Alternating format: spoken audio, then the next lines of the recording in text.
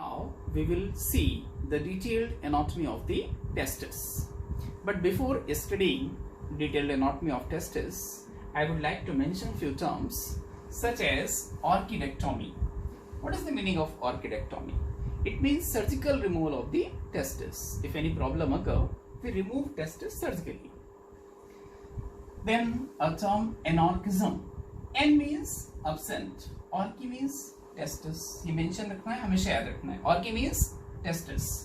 तो anorchism मतलब no testis, यानी एक ऐसा बच्चा पैदा हुआ जिसमें टेस्टिस नहीं है. इंटरनली तो मेल है बट टेस्टिस है ही नहीं. डार्किज्म ये नॉर्मल कंडीशन है, 2 टेस्टिस हो, ये होते ही है, नॉर्मल कंडीशन है. मोनॉर्किज्म ये भी अब नॉर्मल कंडीशन है, जब कभी केवल एक टेस्टिस प्रेजेंट हो तो उसे क्या कह देते हैं अपन, मोनॉर्किडिज्म कह देते हैं. अब एक ऐसी छोटी सी प्रॉब्लम है इंग्वाइनल हर्निया. तो इस इंग्वाइनल हर्निया का मतलब क्या है? देखिए इंग्वाइनल हर्निया क्या है, आपने अभी पढ़ा था कि जो टेस्टिस हैं वो इंग्वाइनल कैनाल से नीचे आते हैं. कभी कभी ऐसा होता है कि इंग्वाइनल कैनाल में प्रॉपर टिश्यू फिल ना हो पाए और उस वजह से क्या है कि कुछ और स्ट्रक्चर्स पे डिसेंड हो जाते हैं. तो it is the descendance of the intestinal loop along with mesentery and other parts of the abdominal cavity in lower side. So inguinal hernia समझ में आ गया कि क्या होता है. अब आजकल क्या होता है कि इंग्वाइनल हर्निया को रिपेयर करते हैं, उसकी इंग्वाइनल कैनाल को, और मेश लगा करके, तो इसे कहते हैं हर्नियोप्लास्टी. पहले क्या होता था, हर्नियोप्लास्टी इतना प्रॉपर ट्रीटमेंट नहीं था, तो हर्नियोटॉमी ज्यादा करते थे और रिमूव कर देते थे उसे.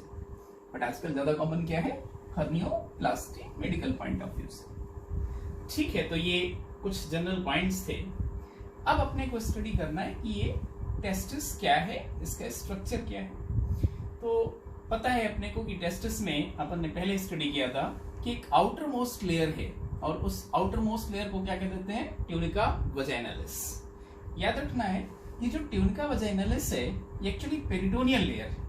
कैसे लेयर है दोस्त, पेरिटोनियल लेयर है, और इसीलिए इसमें बाहर की तरफ पैराइटल और अंदर विसरल लेयर है, और इसके अंदर एक कैविटी है. तो ये कंप्लीट लेयर नहीं है.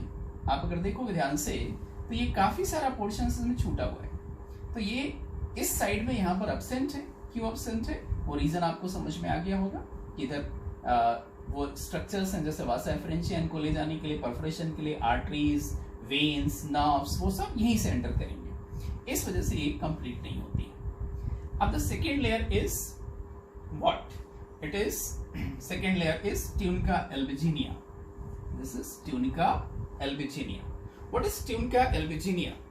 Actually, tunica albuginea is a complete layer.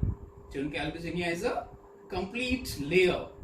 ध्यान रखेंगे इसे, कैसी ये complete layer है, made up of dense white fibrous coat.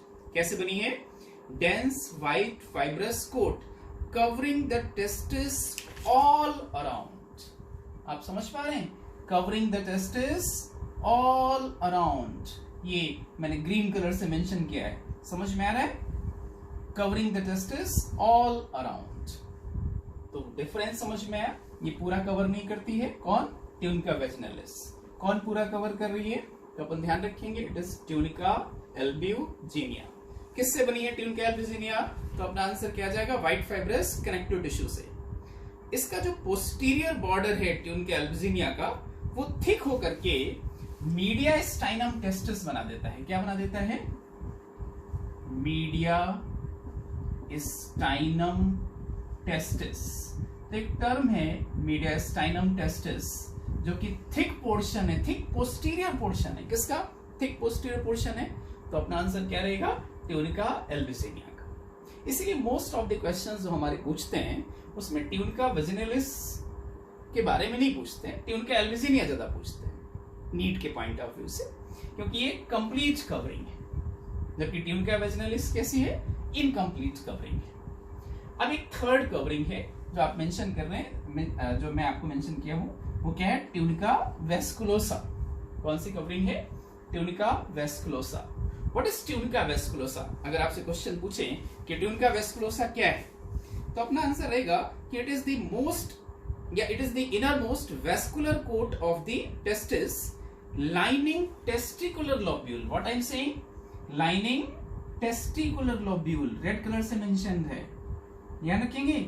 Lining testicular lobules. तो वेस्कुलर है, इसलिए नाम क्या है? वेस्कुलोसा. और लाइन कर रही है किसे? Testicular lobules. अपन ऑलरेडी डिस्कस कर चुके हैं व्हाट आर टेस्टिकुलर लोब्यूल्स. इनका नंबर कितना है तो अपन अच्छे से जानते हैं. अभी थोड़े समय पहले ही पढ़ा था कि 250 लोब्यूल हैं पर टेस्टिस, और हर एक लोब्यूल में क्या है?